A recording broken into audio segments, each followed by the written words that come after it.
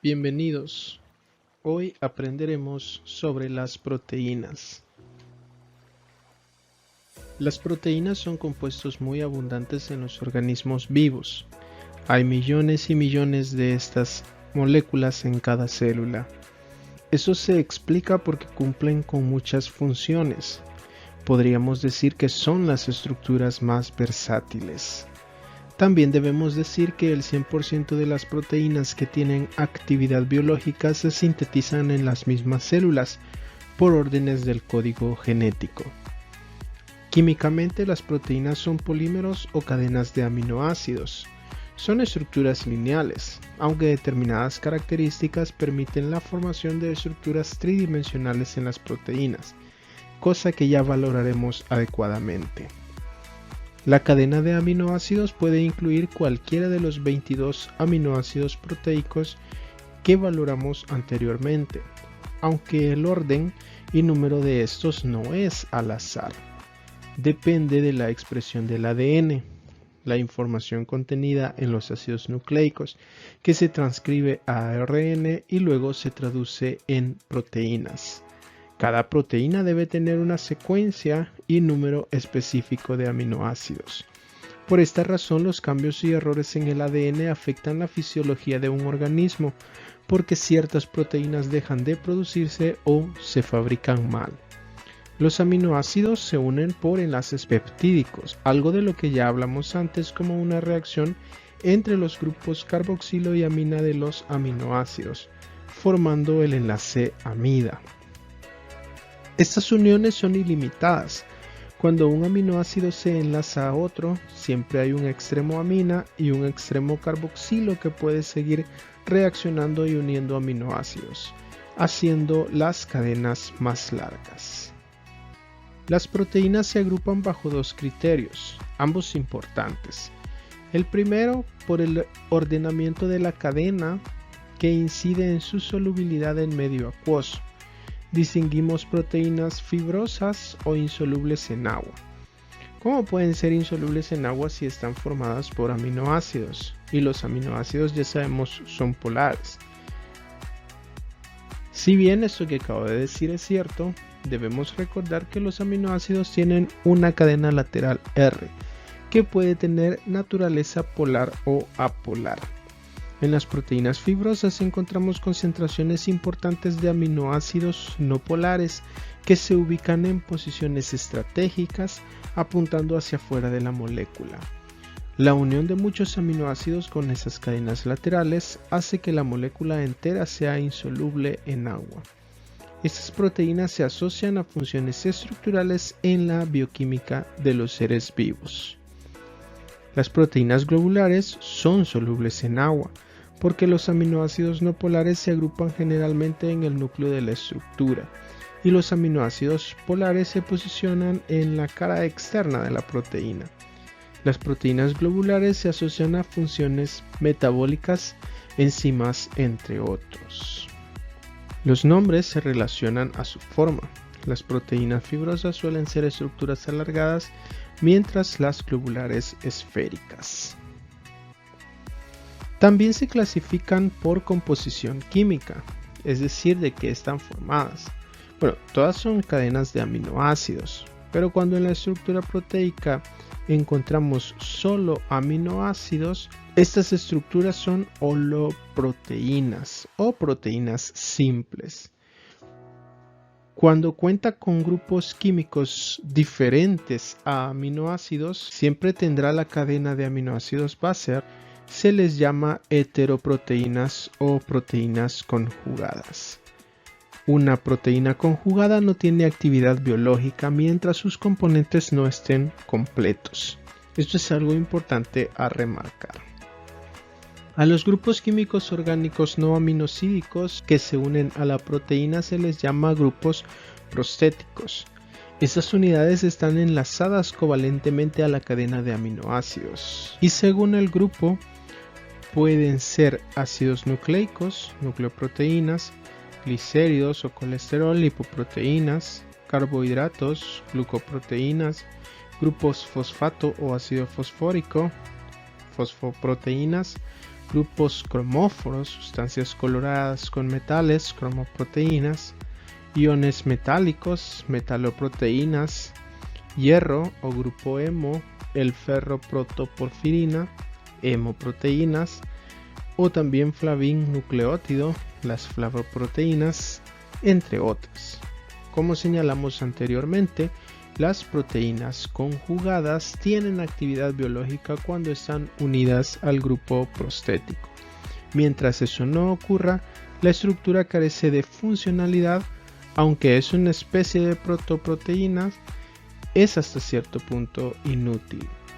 Existen otros conceptos asociados al de grupo prostético, como el de cofactor y el de coenzima. Son realmente conceptos bien ligados y no hay mucho consenso entre diversos autores para distinguirlos. Los grupos orgánicos unidos por enlaces débiles, no covalentes, a enzimas se les llama coenzimas. Esta sería la diferencia fundamental entre una coenzima y un grupo prostético, el tipo de unión. Además que la coenzima refiere exclusivamente a un tipo de proteínas, mientras que el grupo prostético abarca toda la familia de compuestos. El término cofactor se utiliza generalmente para identificar grupos inorgánicos, como los metales, en la estructura de la proteína, aunque estas etiquetas pueden diferir según el autor consultado. Las proteínas tienen estructura tridimensional característica. Al ser moléculas con muchas funciones biológicas, poseen también altos grados de organización y arreglos o niveles estructurales que van más allá de la simple unión de los aminoácidos. Se reconocen 4 niveles. La estructura primaria, que es la cadena lineal formada por aminoácidos, llamada polipéptido. La estructura primaria distingue una proteína con otra por el orden, la secuencia y el número de los aminoácidos. Hay una proteína que tendrá 50 aminoácidos, otra que tendrá 100, otra que tendrá 141, por decir números al azar. Y estos aminoácidos tienen orden específico. Hay una proteína que tiene 50 aminoácidos en determinado orden y hay otra proteína distinta que tendrá también 50 aminoácidos, pero variará en el orden en que los presenta. Si cambiamos de lugar un aminoácido con otro, alteramos la estructura primaria, y como si esto fuera efecto dominó, afectamos los demás niveles estructurales y la funcionalidad de la proteína. Aquí en este punto afirmamos que de la estructura primaria dependen los demás niveles estructurales. La estructura secundaria de la proteína se forma por plegamientos o enrollamientos entre una cadena o dos cadenas distintas de aminoácidos. Los enlaces peptídicos son amidas, poco reactivos, pero forman puentes de hidrógeno. Así, un enlace peptídico se atrae a otro enlace peptídico en una región distinta de la cadena, formando ese tipo de uniones débiles, los puentes. Cuando se forman puentes de hidrógeno en una sola cadena, la estructura primaria se enrolla. Se le llama alfa hélice. Cuando se forman puentes de hidrógeno entre dos cadenas diferentes, la estructura formada es laminar. Se le llama hoja plegada beta. La estructura secundaria depende de la rotación de los carbonos centrales o quirales, que permiten doblar o girar la cadena, por lo que la presencia de aminoácidos como la glicina, que no tiene carbono quiral, o aminoácidos con grupos R muy grandes van a desestabilizar esta estructura. La prolina la interrumpe porque su carbono quiral está en una estructura cíclica, no rota libremente. Las estructuras helicoidales son importantes para proteínas con funciones estructurales. Si bien los puentes de hidrógeno son uniones débiles, en conjunto pueden estabilizar a una proteína. Las estructuras terciarias dependen de las cadenas laterales o los R de los aminoácidos. Recordamos que los aminoácidos se clasificaban según su cadena lateral en polares, apolares, etc. Bien, estas cadenas laterales, según sus características químicas, son atraídas por otras cadenas laterales de distintas regiones de la proteína, formando enrollamientos más complejos en la estructura de la molécula. En este punto la proteína pareciera no tener forma o estar desorganizada, pero lo cierto es que estas uniones dependen del posicionamiento de los aminoácidos en la estructura primaria. En la estructura terciaria hay uniones débiles, no covalentes, entre las que mencionamos las atracciones electrostáticas, que son atracciones generadas por grupos con cargas eléctricas diferentes, como puede ser un grupo amino y un carboxilo en los aminoácidos polares con carga. Se les llama también puentes salinos. Las fuerzas de Van der Waals, mayormente en aminoácidos no polares. Los puentes de hidrógeno, que pueden formarse con grupos amino, hidroxilo o carboxilo. Las atracciones hidrofóbicas o hidrofílicas, que son grupos polares o no polares que se atraen unos a otros. Y los puentes disulfuro, que son enlaces azufre-azufre entre aminoácidos de tipo cisteína. Debido a que la estructura terciaria de una proteína globular es sostenida delicadamente por atracciones intramoleculares débiles, con frecuencia es suficiente un cambio ligero en la temperatura o el pH para desestabilizar la estructura y ocasionar que la proteína se desnaturalice. La estructura terciaria define también si una proteína es globular o fibrosa. La estructura cuaternaria de la proteína es el último nivel y considera la formación de la estructura completa de una proteína que conste de dos o más subunidades. Esto es, una cadena con estructura terciaria junto a otras cadenas proteicas también de arreglos estructurales terciarios. En la unión de las cadenas actúan fuerzas electrostáticas y a veces puentes disulfuro, no uniones covalentes. La estructura cuaternaria debe considerar el número y la naturaleza de las subunidades y la forma en que se asocian. Por ejemplo, si las unidades son fibrosas, varias hebras se unen para la estructura cuaternaria de la proteína. En las globulares pueden unirse subunidades idénticas, algunas subunidades con ligeras diferencias o subunidades estructural y funcionalmente distintas. Habiendo valorado la estructura de las proteínas, puntualizamos. Los niveles estructurales de una proteína son importantes para la funcionalidad de esta. La estructura primaria determina la conformación de la molécula. La actividad proteica va a depender del nivel estructural de la proteína. Proteínas con estructura primaria o secundaria no son funcionales biológicamente hablando. Eso significa que cualquier variación en la estructura conlleva a la pérdida de la funcionalidad de una molécula. La proteína es inservible. Eso es de vital importancia para un organismo, pues las proteínas tienen diversas funciones biológicas como funciones reguladoras, hormonales, defensivas, estructurales, motrices, de reserva, de transporte, enzimáticas, etc. Proteínas sin la capacidad de cumplir sus roles van a afectar significativamente el funcionamiento normal de un organismo. En la reactividad de las proteínas valoramos, para empezar, las reacciones de identificación o pruebas de laboratorio que nos ayudan a diferenciar algunas características de las proteínas. La primera es la reacción típica, la prueba de Biuret, útil para identificar proteínas. El reactivo de Biuret está formado por solución acuosa de sulfato de cobre en solución alcalina.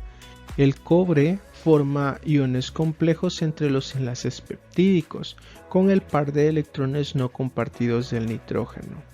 En este sentido, el reactivo de Biuret reconoce propiamente enlaces peptídicos, no necesariamente proteínas. La evidencia de reacción es la formación de un complejo coloreado violeta. La prueba de ninhidrina es utilizada para reconocer la presencia de grupos amino por formación de un complejo coloreado azul. La utilizamos para identificar aminoácidos libres en solución. La reacción xantoproteica es utilizada para reconocer la presencia de aminoácidos aromáticos a través de la nitración del anillo bencénico, empleando ácido nítrico. La evidencia es la formación de un complejo amarillo. Y la reacción con acetato de plomo es utilizada para reconocer la presencia de azufre en los aminoácidos. Con la formación del sulfuro de plomo se determina cualitativamente a los aminoácidos azufrados. El sulfuro de plomo es un precipitado de color negro. Las proteínas desarrollan otras reacciones de importancia biológica que afectan su actividad. La desnaturalización, por ejemplo, es un cambio en los niveles estructurales secundarios, terciarios y cuaternarios por rompimiento de las uniones débiles, como puentes de hidrógeno, puentes disulfuro, atracciones hidrofóbicas, hidrofílicas, etc., dejando la cadena lineal de aminoácidos. En la desnaturalización, los enlaces peptídicos no se rompen. Puede ser total o parcial si solo ocurre en una parte de la molécula, reversible o irreversible, porque la conformación de algunas proteínas requiere de chaperonas, que son moléculas que facilitan el plegamiento de ciertas estructuras. Este tipo de proteínas no se puede renaturalizar. Los agentes desnaturalizantes pueden ser químicos o físicos, siendo lo más importantes la fuerza iónica, la temperatura, agentes oxidantes, el pH, el movimiento, entre otros. Por lo general, las proteínas son muy sensibles a este tipo de agentes y la exposición mínima a ellos modifica su funcionalidad. Las proteínas se hidrolizan por acción de agentes especializados. Los enlaces peptídicos se rompen liberando aminoácidos. La hidrólisis también puede ser parcial o total y se requiere adición de agua que restituye los grupos originales amino y carboxilo en los aminoácidos. Puede ser ácida si el agente usado es un ácido fuerte y concentrado, o también alcalina si es una base. En la hidrólisis ácida y básica, al separarse los aminoácidos, como el medio básico o ácido persiste, neutraliza una porción o un grupo de los aminoácidos. En los organismos vivos, la hidrólisis de proteínas ocurre por acción enzimática, que actúan lentamente y no ocurre totalmente, pues las proteínas forman cadenas más pequeñas, péptidos menores, y progresivamente se va degradando hasta obtener aminoácidos. Otro aspecto importante de la reactividad de las proteínas es el anfoterismo. Entendemos como anfoterismo la capacidad que tienen ciertas moléculas para actuar como ácidos o bases dependiendo del medio en el que se encuentran. Esta característica permite que las proteínas puedan neutralizar tanto ácidos como bases, regulando los cambios de pH en el medio fisiológico.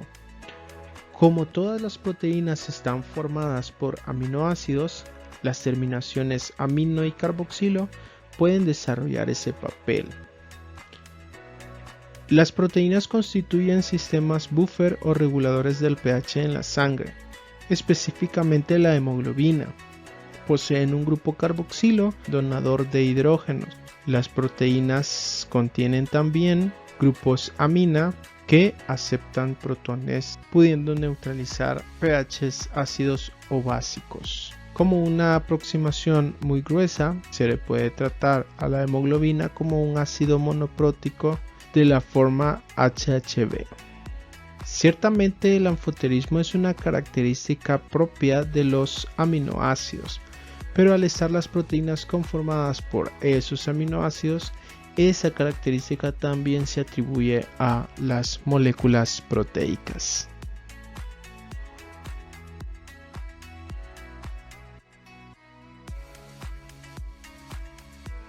Esto ha sido todo por hoy. Si tienes alguna duda, puedes dejarla en los comentarios y te responderemos.